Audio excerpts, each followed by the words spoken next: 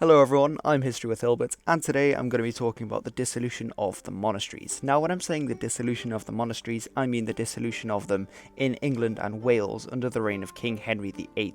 Now I've made quite a few videos about his dad, so don't get confused with him, he was Henry VII, and if you'd be interested to see some of those, then just click on the screen where it's going to pop up, and you can see some of my videos on Henry VII. But in this one, I'm talking about King Henry VIII, who ruled from 1509 to 1547, and how he closed the monasteries in England and Wales. So I'm not going to go into the entire backstory of why he does this, but essentially he was married to Catherine of Aragon, and a king was expected to produce an heir, and in these times they really needed to produce a male heir because the male was seen as the strong figure to lead the country, in times of war, that kind of thing. That was still lingering on from the Middle Ages. But Catherine of Aragon and King Henry VIII only had one surviving child, Mary, and as you can tell, Mary is a girl. And Henry really wanted to have a male heir to inherit the throne, but Catherine was getting on. She'd been in labour, she'd been giving birth for almost 2 decades, almost continuously, so she wasn't really the one who was going to give him the male heir, so Henry needed to look elsewhere. Now there was, fortunately for Henry, another woman on the scene, and I'm sure you all know that was Anne Boleyn. But Anne Boleyn refused to sleep with Henry unless he married her. But of course Henry's already married, and in the Catholic tradition, which they were all Catholic at the time, well, almost all Catholic, Anne Boleyn was Protestant actually, and Protestantism was starting to take root, but the kings and queens of Europe were pretty much all Catholic at this time. But Henry obviously has to then divorce his wife, but actually divorce wasn't a thing back then. It had to be an annulment of the marriage, and I'm actually going to make a dedicated video to why it's an annulment, not a divorce, and why that's important. But for now, let's just say it has the same outcome, so it doesn't really matter. But Henry needs to go to the Pope to get a divorce. So he goes to the Pope and he asks the Pope, but the Pope refuses. So Henry then has to take matters into his own hands. So what he essentially does is he thinks to himself, well, if the Pope's the head of the church and he can refuse me, if I break from Rome and start my own church, then I won't have to ask the head because I'll be the head, so that then I can just get myself a divorce or an annulment or whatever. So let's look at the role of the monasteries, because they were very important in Tudor and medieval society.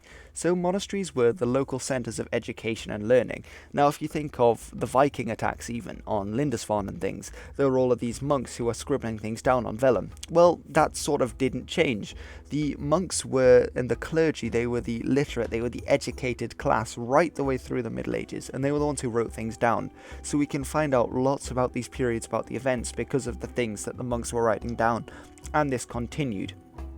Monasteries also helped the poor and the sick before there were any hospitals or doctors. So if you were ill, then you could go to a monastery, and the monks and the nuns, they would look after you there. And this was a massive service, because now in England you've got things like the NHS. If you even got a slightly nasty cold, you can pop into the GP and they'll give you a few pills and you'll be right as rain. But in the Middle Ages, that definitely was not the case.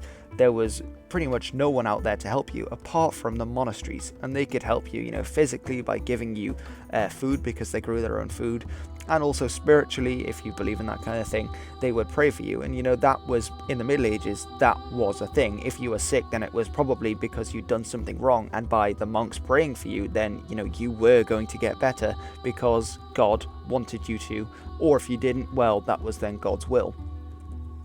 So travellers could also stay in monasteries and they'd be housed and fed, and they prayed for people who paid. So you had these things called chantries, which were where people would pay the monks and the nuns and whoever to basically sit and pray for them when they were dead, so that they would spend less time in purgatory.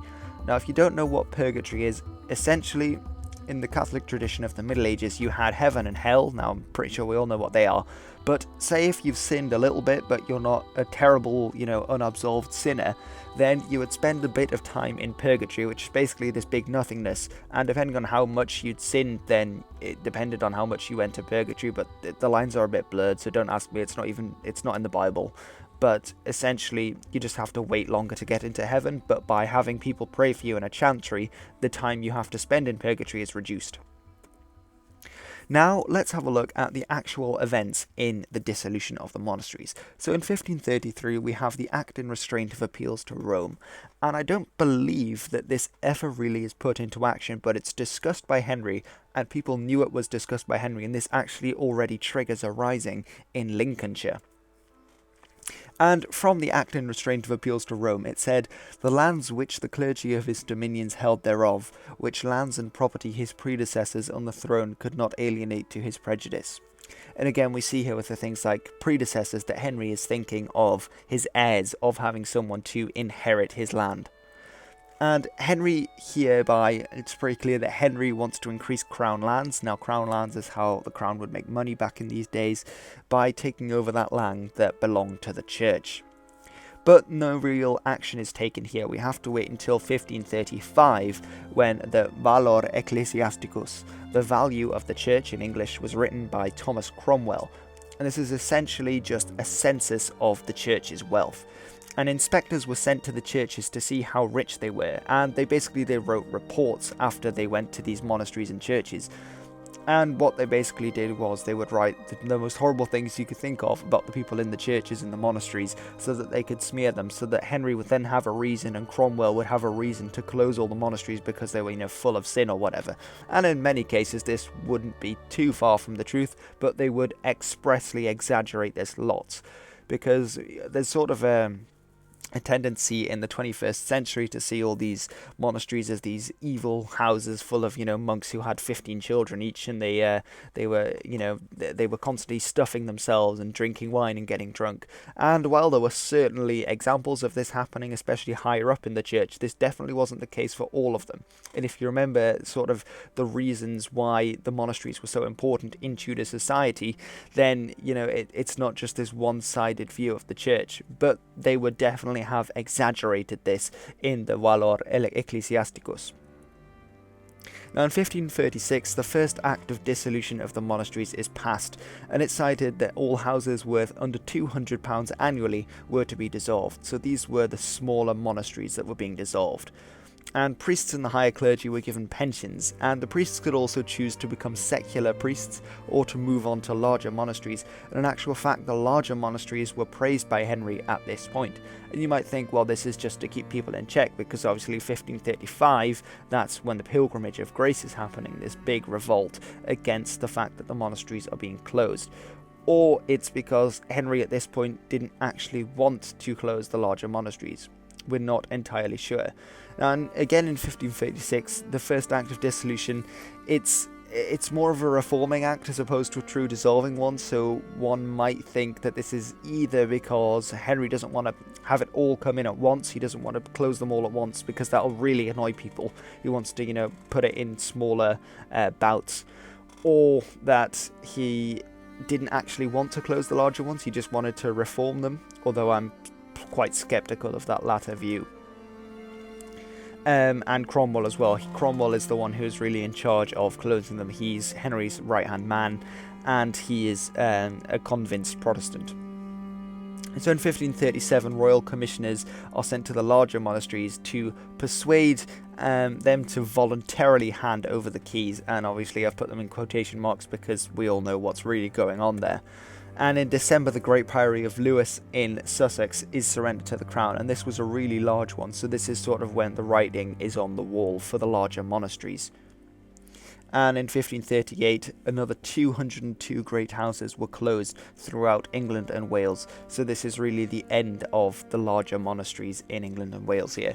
In 1539, the second act of dissolution of the monasteries is passed, and this essentially says that the voluntary, again in quotation marks, handovers to Cromwell and his men were legal, and that Parliament was behind them. So it basically just ratifies the fact that the monasteries that were handed over are now no longer in the hands of the church.